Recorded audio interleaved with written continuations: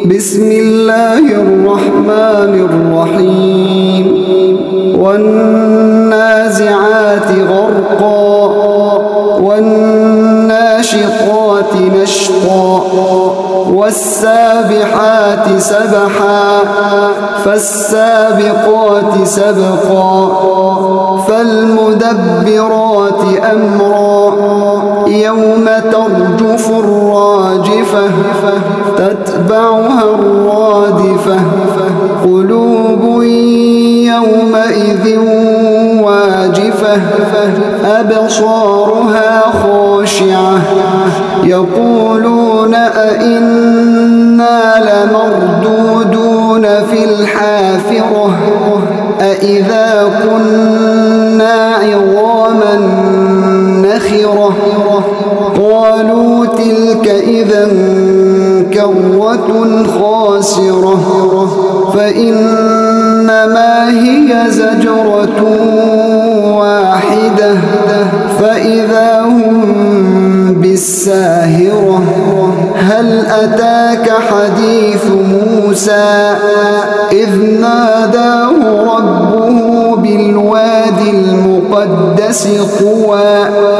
اذهب إلى فرعون إنه طغى فقل هل لك إلى أن تزكى وأهديك إلى ربك فتخشى فأراه الآية الكبرى فكذب وعصى ثم أدبر يسعى فحشر فنادى فقال أنا ربكم الأعلى فأخذه الله نكال الآخرة والأولى إن في ذلك لعبرة لمن يخشى أأنتم أشد خلقا أم السماء بناها رفع سمكها فسواها وأغطش ليلها وأخرج ضحاها والأرض بعد ذلك دحاها أخرج منها ماءها ومرعاها والجبال أرساها متاعا لكم ولأنعامكم فإذا جاءت الطامة الكبرى يوم يتذكر الإنسان ما سعى وبرزت الجحيم لمن يرى فأما من طغى